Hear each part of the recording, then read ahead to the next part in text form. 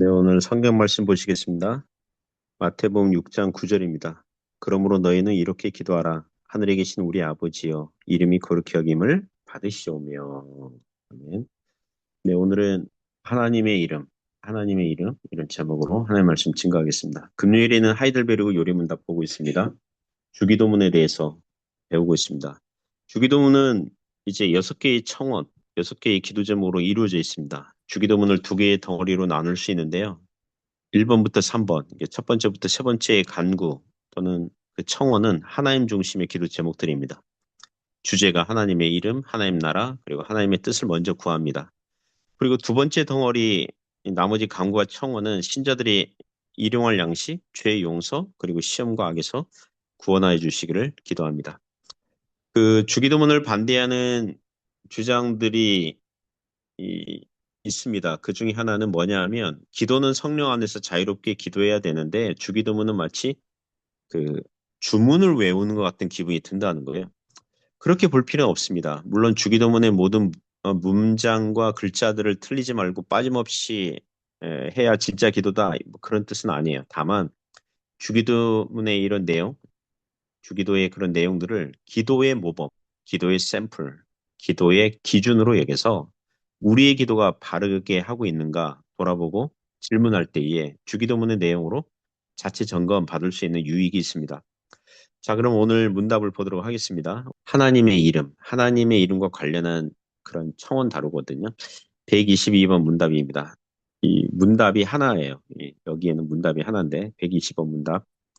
질문이죠. 첫째 강구는 무엇입니까? 답변입니다. 이름이 거룩히 여김을 받으시옵소서로 이러한 강구입니다. 무엇보다도 먼저 우리로 하여금 주님을 바르게 알게 하여 주옵시며 주께서 행하시는 모든 일에서 주님을 거룩히 여기고 경배하고 찬송하게 하옵소서. 주께서 행하시는 일에는 주님의 전능하심, 지혜, 선하심, 의와 자비와 진리가 환히 빛나옵나이다. 또한 우리의 모든 삶을 지도하시고 우리의 생각과 말과 행동을 주장하셔서 주님의 이름이 우리 때문에 더럽혀지지 않고 오히려 영화롭게 되고 찬양을 받게 하옵소서. 이러한 답변입니다. 이 답변 네 가지 얘기하거든요. 그래서 따라서 한번 보려고 합니다. 이 첫째 강구, 이름이 거룩히 여김을 받으시오며, 이게 한 문장으로 요약을 하면 하나님 영광을 위해서 살겠습니다. 그거죠. 그리고 그렇게 살도록 도와주십시오. 이거거든요. 그러면 요리문답 답변 내용 따라서 정리하면 네 가지 교훈으로 정리할 수 있는데요. 이 기도 강구 요청에 담긴 풍성한 교훈이 있습니다. 첫 번째는 주님을 먼저 바르게 알아야 한다는 것입니다. 주님을 먼저 바르게 알라. 주님의 이름이 거룩히 여김을 받기를 원하면 논리적으로 주님은 어떤 분이시고 또 무엇을 좋아하시는지 무엇을 기뻐하시는지 알아야 하잖아요. 그죠? 알아야 기도할 수 있지 않겠습니까? 예레미야서 9장 23절 24절 보시면 여호와께서 이와 같이 말씀하시되 지혜로운 자는 그의 지혜를 자랑하지 말라 용사는 그의 용맹을 자랑하지 말라 부자는 그의 보암을 자랑하지 말라.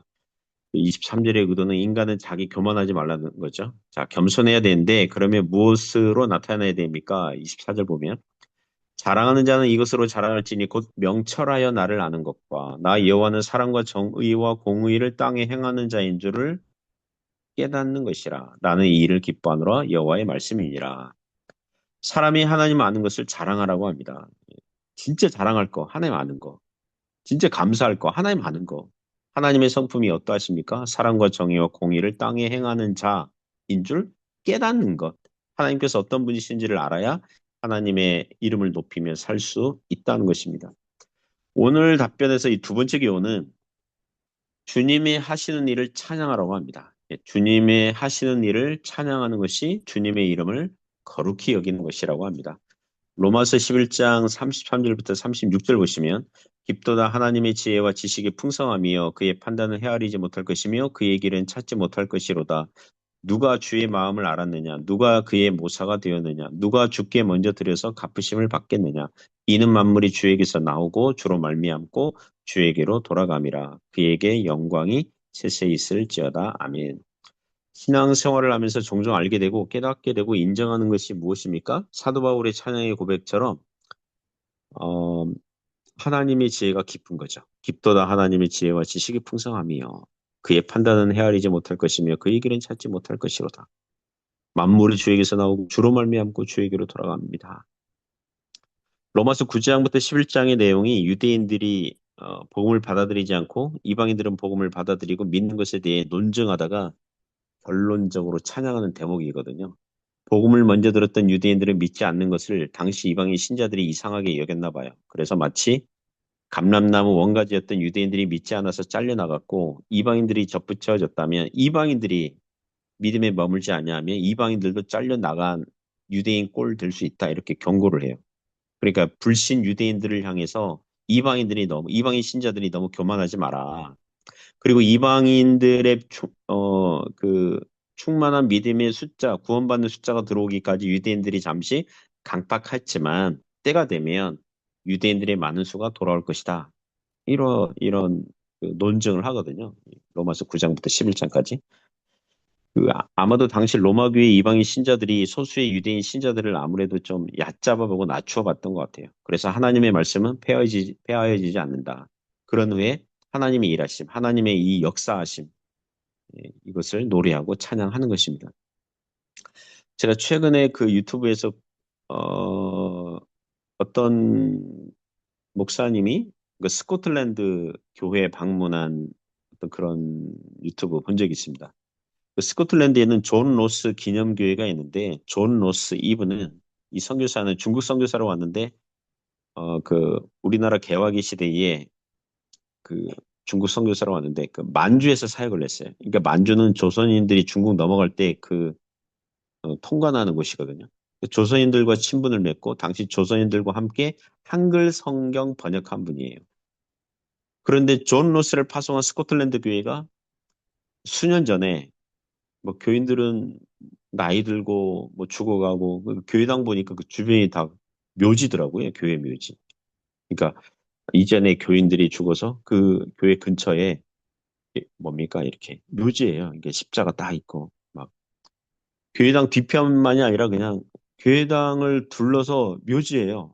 참 유럽 교회는 왜 그렇게 하는지 모르겠어요. 어쨌든 교회당인지 공동묘지인지 잘 분간이 안 될 정도로. 그러니까 교회당 가려면 그런 묘지들을 이렇게 통과해서 가야 돼요. 그런데 그 교회당이 교인들은 없고 재정적으로 어렵게 되고 교회당 유지가 운영이 안 되어서 요가 센터에 팔리게 될 운명이 된 거예요. 그 소식을 들은 한국 교회에서 이 통합직 교단 교회에서 통합적 그 교단에서 그걸 알게 되고 그 교회를 구입한 거예요. 한국 교회가. 그리고 목사님을 파견하고. 당시 교인들이 아무도 없었다고 그러더라고요. 지금은 3, 40명 되고. 그 주일 성수하는 교인들이 이 스코틀랜드에서 나는 기독교인입니다 하는 교인들의 1%밖에 안 된다고 그럽니다. 주일 성수를 이렇게 정기적으로 이렇게 출석하는 교인들이. 놀랍지 않습니까? 예전에 100여 년 전에 이 조선 땅에 중국에 선교사를 파송했던 스코틀랜드가 지금은 교인들이 거의 뭐 바닥이 난 거죠. 한때 선교 대상 나라였던 한국이 도리어 선교사를 파송했던 나라에 선교사를 파송해서 목회하고 있어요. 자, 그걸 보면서 그것도 하나님의 일하심이다. 그거잖아요. 그죠?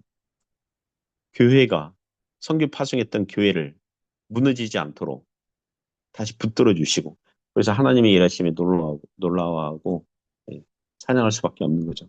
세 번째 기호는 하나님의 일하심에는 하나님의 어떠하심, 특히 은혜와 자비가 빛이 난다는 것이죠. 그걸 보는 거죠. 하나님의 빛나심, 하나님의 은혜와 자비가 빛나는 걸 보는 거죠. 출애굽기 34장 6절 7절 보시면 여호와께서 그의 앞으로 지나시며 선포하시되 여호와라 여호와라 자비롭고 은혜롭고 노하기를 더디하고 인자와 진실이 많은 하나님이라 인자를 천대까지 베풀며 악과 과실과 죄를 용서하리라. 그러나 벌을 면제하지는 아니하고 아버지의 악행을 자손 3, 4대까지 보응하리라. 이 구절은 모세가 하나님께 하나님의 영광을 보여달라고 해서 하나님께서 모세가 봐도 죽지 않는 수준으로 이 계시의 수준을 낮추어 주신 일종의 성육신하신 그런 사건 그때 하신 말씀입니다. 이 구절에는 하나님의 속성을 알려주시죠. 6절에 보면 하나님은 어떤 분이십니까? 여호와라 여호와라 자비롭고 은혜롭고 노하기를 더디하시고 인자와 진실이 많은 하나님이라. 자, 자비, 은혜, 노하기를 더디하심, 진실이 많으심. 그죠? 자, 여기까지 이해가 되는데, 인자가 많으시다. 인자, 이게 한자로 인자 그랬는데, 어질 인자와 그 자비할 자, 사랑할 자, 요거 쓰거든요. 그 인자가 이 히브리어 헤세드를 번역한 단어입니다. 헤세드. 예, 이것은 신실하고 변함없는 언약을 기초로 한 사랑이에요. 예, 다른 한글 성경, 쉬운 성경 번역 보니까 인자를 사랑으로 번역했더라고요. 사랑. 더 원어에 가깝게 풀어보면 이 인자는 언약을 기초로 한 신실한 사랑, 언약을 기초로 한 변함없는 사랑 이런 뜻입니다. 영어 성경에 보면 steadfast love, 신실하신 사랑, 변함없는 사랑 이렇게 번역했더라고요. 그러면 7절을 더 잘 이해할 수 있죠. 인자를 천대까지 베풀며 천대, 구약에서 천 이거 충만한 숫자잖아요. 끝까지 모든 세대를 범위로 하여 하나님께서 사랑하신다는 거예요. 악과 과실과 죄를 용서하리라. 모든 종류의 죄악들을 용서하신다는 겁니다.